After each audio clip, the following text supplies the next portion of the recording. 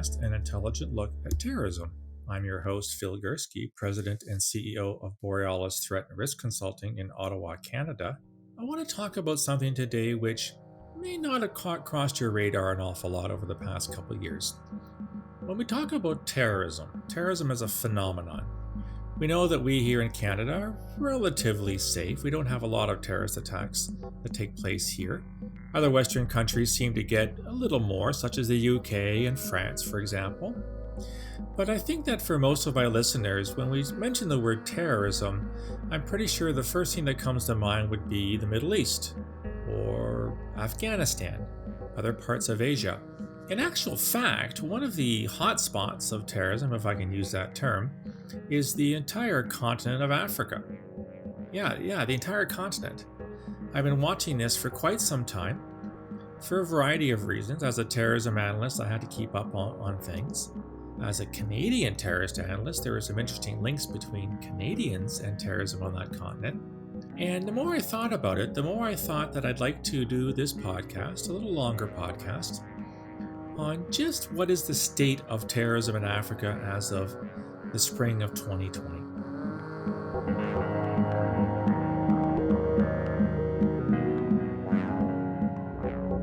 Let's start with the bad news. It ain't good. There are dozens of groups that are active across the continent. The vast majority of them are Islamist extremist in nature, ergo the jihadis, the thing that I focused most on in my professional career and mostly in my so-called retirement. There are other types of violence in Africa, but they're not terrorism. Again, using my good old definition drawn from the Canadian Criminal Code, where terrorism is a serious act of violence perpetrated for political, ideological, or religious reasons. So when you look at some of the violence in Eastern Congo, for example, most of that's not terrorism. That's just groups who don't like each other, groups that are getting in on the drug trade or the illegal mining trade, for example. Some of the violence in Nigeria and Western Africa is between ethnic groups. There's a famous long-running battle between farmers and herders, people who farm for a living and people who have cattle. And it's a fight for land. It's a fight for resources. That's not terrorism either. But a lot of the violence is terrorism in nature. So for this podcast, I'm going to give you a tour d'horizon of the African continent, taking a couple of stops here and there in various countries, and talk about which groups are active and what they've been up to of late. I'm going to go in a counterclockwise direction beginning in East Africa. And there's no real reason for that, other than the fact that by starting in Mozambique, a country that went through its own civil war for several decades, but is not one that we normally associate with terrorism, and that's been changing over the past couple of years.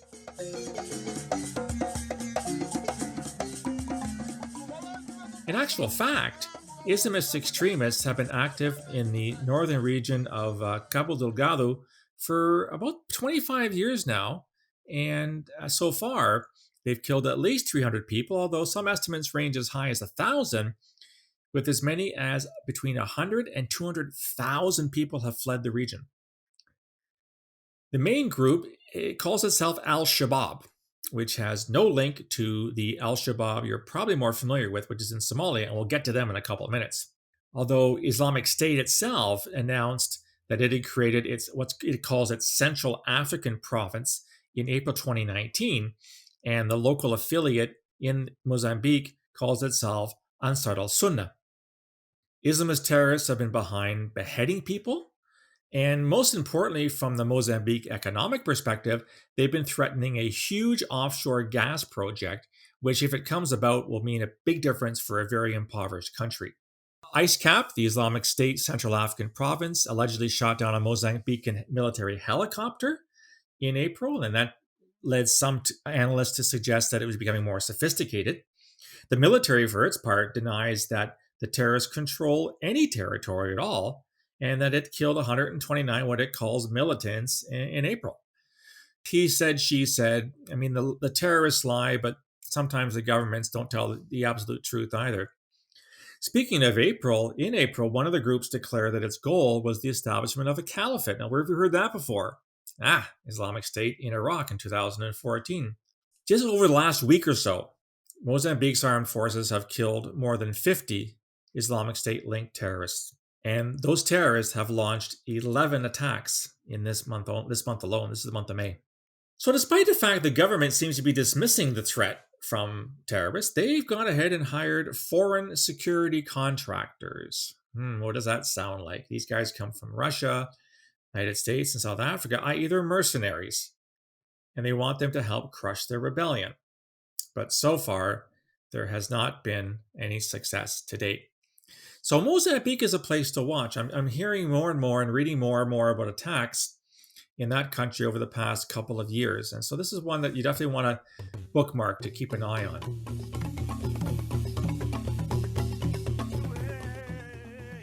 Moving slightly north and slightly west, we get to the Democratic Republic of the Congo, where we know that violence has been endemic for the better part of 30 or 40 years.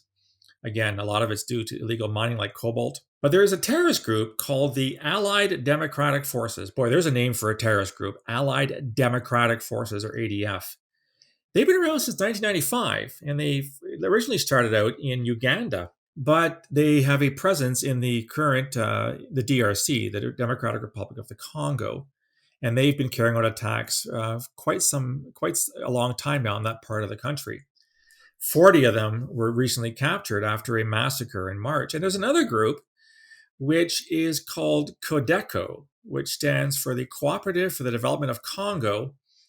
And it's described as an armed political religious sect, which draws mainly from the Lendu ethnic group. Now, CODECO killed 22 civilians in April alone. So here we have two religious extremist groups, both fighting in eastern Congo.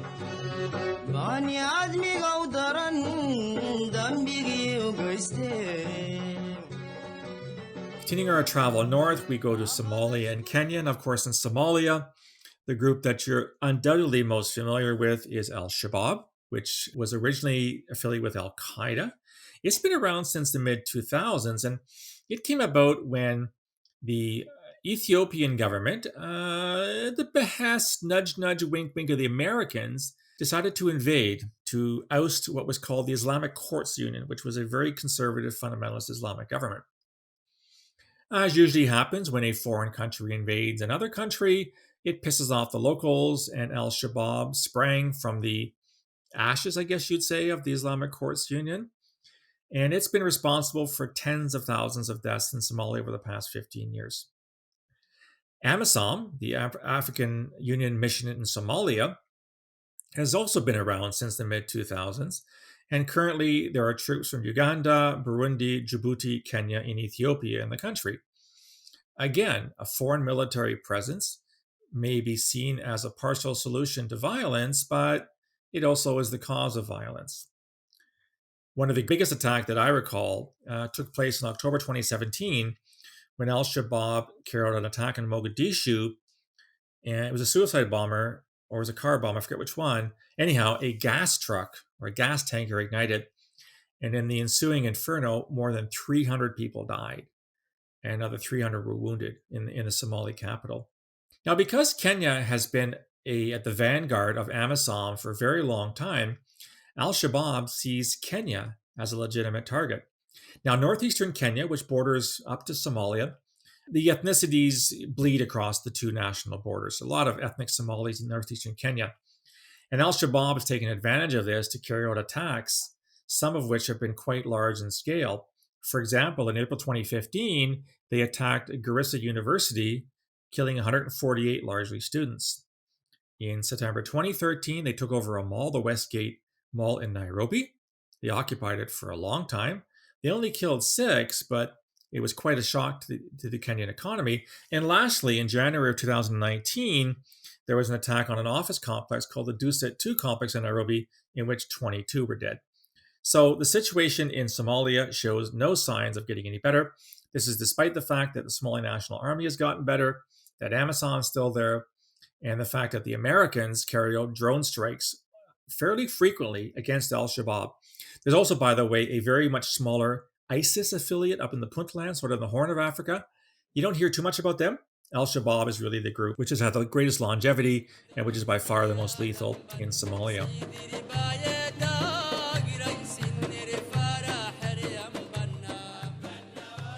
Continuing up northward, we head up into Egypt, and the greatest threat to Egyptian public safety is Islamic State in the Sinai. This has been a group been around for a while. They carry out regular attacks against Egyptian troops. Egyptian troops carry out regular raids against IS in the Sinai. One of the most popular victims for ISIS in the Sinai are Coptic Christians. So Coptic Christians have been around in Egypt for millennia. And of course, if you're an ISIS guy, the only good Christian is a dead Christian as far as you're concerned. So a lot of Christian churches have been destroyed. A lot of Christian masses have been attacked by ISIS in the Sinai. This conflict seems to be ebbing a little bit. I don't read as much these days as I did a few years ago about attacks by IS in the Sinai, but it certainly is keeping the Egyptian military very, very busy. There's another actor that I have to talk about, at least very briefly. This probably merits a podcast on its own. But the Egyptian government of General Sisi, which overthrew the Morsi government a few years ago in a coup, Morsi was a member of the Muslim Brotherhood. Egypt calls the Muslim Brotherhood a terrorist group, as do some other countries. I don't go there. I don't think the MB, Muslim Brotherhood, is a terrorist group. But like I said, I think that it requires a lot more reasoning and argumentation to make that point. Let's just suffice to say for now that I don't see the Muslim Brotherhood as the primary terrorist threat to Egypt. It is IS in the Sinai.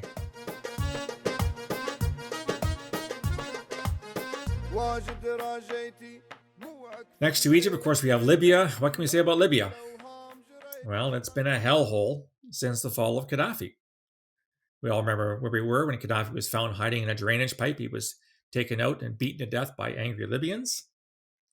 Unfortunately, the country has been pretty well ungovernable since that time. There is a rump government in Tripoli called the General National Assembly.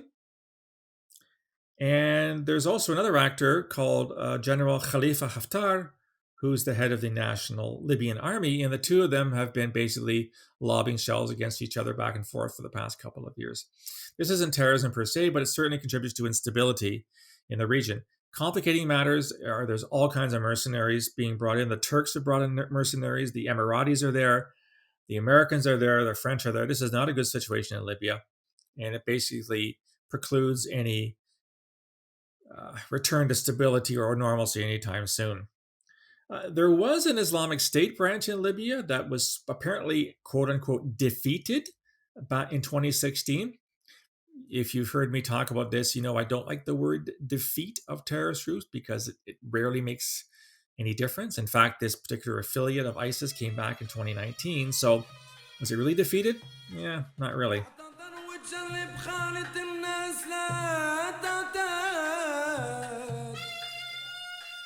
Next door, we have Tunisia, seen as the start of the Arab Spring back in 2011, seen as one of the better functioning democracies in the Arab world, seen as a tourist haven, seen as one of the more stable places. And it's true, but things aren't completely okay in Tunisia. There have been significant terrorist attacks in the country by Islamist extremists. There was an Al-Qaeda attack, probably the first Al-Qaeda attack after 9/11, which took place in April 2002. And this was an attack on a synagogue in El Griba, in which a suicide bomber killed 19 mostly tourists, actually. I believe most of them were Germans. In 2015, there was an attack in March in the Bardo National Museum that killed 22 people. 3 months later, there was an attack on a beach, a resort favorited by UK tourists called Sousse, and that killed 38 people, again, mostly British sun worshippers. There was an attack by a suicide bomber on a presidential guard in November 2015, in which 13 were killed. As of this month, the Tunisian army claims that the terrorists are, quote unquote, holed up near the Algerian border and can't organize anything. What did I say about Mozambique a few minutes ago? I'm not sure I trust the Tunisian military on this. One more thing about Tunisia, which is fascinating, which you may not know. I was there a few years ago at a conference, and I was talking to a local about talking about the foreign fighter issue, those that joined ISIS and other terrorist groups and were seeking to come home. What most people don't realize is that ISIS attracted people from over 100 countries around the world, including my own, Canada. But one of the single greatest contributors of ISIS fighters was Tunisia. So this beacon of democracy on the Mediterranean was actually a major source for ISIS terrorists. I've heard numbers as high as 6,000. But what this gentleman told me in Tunis a few years ago was even scarier, and that is that there may have been 6,000 Tunisians who left to go fight for ISIS. I mean, they're probably most of them are dead, some want to come home, some are in jail, etc. The Tunisian government prevented 22,000 from going. So you have 22,000 people who really wanted to go fight for ISIS and were told they couldn't. So where does that leave them? Check a box and they move on with their lives, or are they just really pissed off jihadis that couldn't fulfill their so-called destiny? Watch this space in terms of where Tunisia is going to end up.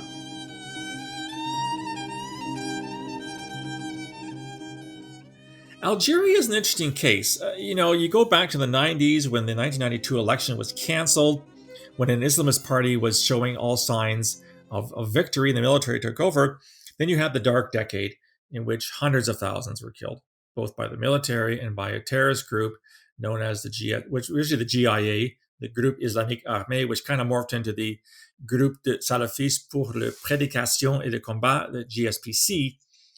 You don't hear a lot coming out of Algeria these days. I occasionally see stories about army sort of mopping up operations in the mountains against terrorists, but Algeria seems to have dodged a bit of a bullet lately, at least based on my information sources. If you have different sources, please send them to me.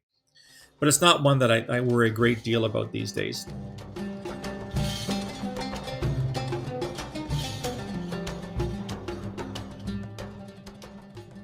Next door in Morocco it's even a better story. Attacks are actually few and far between in Morocco.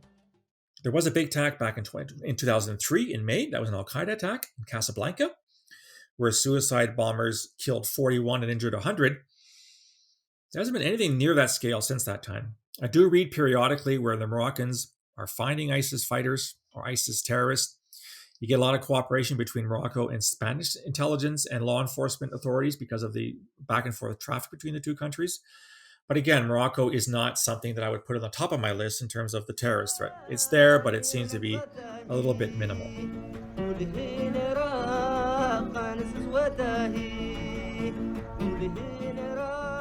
Which brings us to the Sahel. You've probably heard the term. It's a swath of territory that covers parts of Mauritania, Mali, Chad, Central African Republic, and Burkina Faso.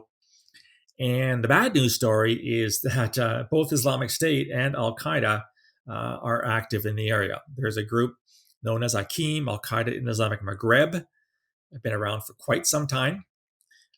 There is another Al-Qaeda group called Jamaat Nasr al-Islam al-Muslimin, or JNIM. And there's an Islamic State province called Islamic State in the Greater Sahara. And there have been attacks in all of these countries on a regular basis over the past couple of years. I was in Mali a couple of years ago to do some training, and I was in Bamako, which is an extreme south part of the country. I didn't really feel unsafe, but anything north of that was a no-go area. And you regularly hear of attacks by a variety of terrorist groups in Mali, as you do in Central African Republic and Burkina Faso as well. Burkina Faso is interesting because there was a significant attack at a hotel in January 2016 in which 6 Canadians, I think they were all Quebecers, died. And that attack was carried out by Akim. The other interesting part about the Sahel is efforts by the French military under an operation called Barkhane to basically hunt down terrorists and kill them. The French have been there for decades, actually a long time. French presence in West Africa. It's a largely francophone part of the continent. When I was in Mali, we were speaking French to our counterparts. Canada had a role in that operation as well. But it doesn't seem that the French operation is showing either any signs of success, and by success I mean completely eradicating the terrorist threat, which leads to the perennial question as to how long do you remain in theater? Are you making their situation better or worse? And I don't have to answer that question. I'll simply go back to what I said earlier about what's happening in Somalia with AMISOM, and military occupations rarely end up being a good thing. So I don't see any stability coming to the Sahel anytime soon, for the simple reason that it's a very poor area and there are gazillions of terrorists running around doing stuff.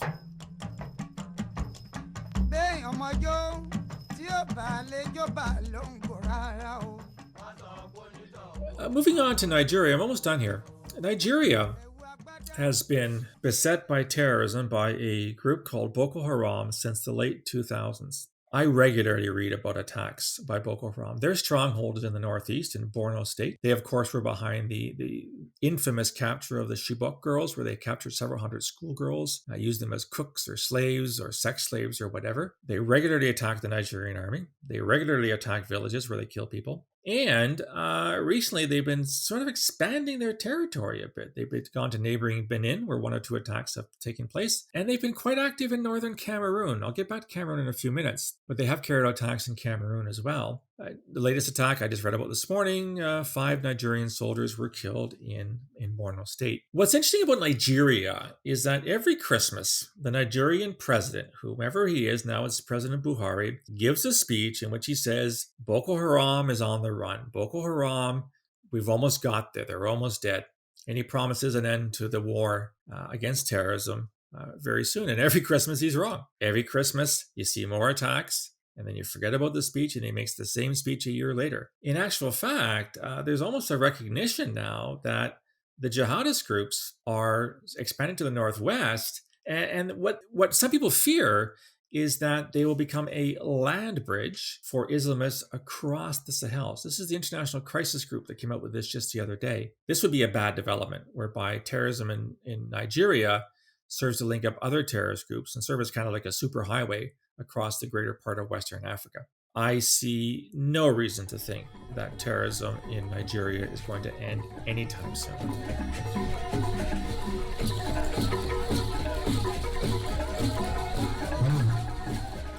Finally, in Cameroon, there's been an ongoing civil war between the Anglophone areas in northwestern and southwestern Cameroon. About 20% of the population are Anglophone, and the Francophone government in Yaoundé, which is a largely Francophone area. I was in Cameroon just recently, and the division between Anglophone and Francophone is quite stark. As I mentioned, you've had Boko Haram attacks. I don't think that the conflict between the Anglophone, so there's Anglophone separatist groups that want to create an independent nation they'll call Ambazonia in that part of Cameroon. I don't call that terrorism. I think that's more of a civil war per se. It's Boko Haram I'd be more worried about.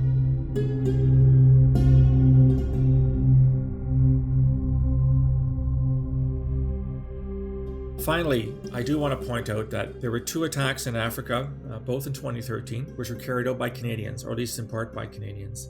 In January of that year, 2 Canadians from my hometown, Christos Kasarubis and Ali Medledge, traveled to northwestern Africa, ended up joining Akim, Al-Qaeda Islamic Maghreb, and took part in an attack on an Algerian gas plant called Inaminas, in which 40 people were killed, mostly, if memory serves me correct, Norwegian and Japanese oil workers. A few months later in April, Mahad Dore from Toronto had traveled to Somalia to join Al-Shabaab, and he took part in an attack in which 19 people were killed. This, of course, is not a good development, where Canadians are traveling outside of our land to join terrorist groups and kill innocent people, something that the security service and law enforcement are constantly having to keep an eye out for to prevent Canadians from traveling to those areas. I want to end this podcast by looking at another question, and that question is this really religious terrorism, or is it more ethno-nationalist terrorism? In my mind, there's no question. This is religious terrorism. These groups sing from the same hymn book, if terrorists were allowed to sing, as Al-Qaeda and Islamic State. In fact, as I've pointed out, there are an awful lot of groups in the region that affiliate with either Al-Qaeda or Islamic State, either as franchises or inspired or whatever. You read their propaganda, you look at their videos, you read their claims of responsibility. It is rife with religious terminology. So this definitely indeed is religious terrorism. This is Islamist extremist terrorism. As I pointed out, there's other forms of violence in the continent, the herder versus farmer clashes in Nigeria, what's happening in the DRC. That is not terrorism. That is that's an actual ethnic conflict. But there certainly are examples of ethnic terrorism. I just don't think that the vast majority of what's happening in Africa is ethno-nationalist. I do think it's squarely in the realm of religious terrorism. And to end on a bad note, or on a pessimistic note, I don't see any reason to think this religious terrorism is going away anytime soon. A lot of these countries are very poor, with poor infrastructure. They don't have the wherewithal to stop terrorism. They don't have the wherewithal to create the socioeconomic conditions that bleed away from terrorism. So my pessimistic prediction is that we're going to be talking about terrorism in Africa for the foreseeable future. COVID or no COVID. I think that's an irrelevant factor right now. This phenomenon has been going on for decades. It'll go on for decades more. I hope I'm wrong. I don't think I am.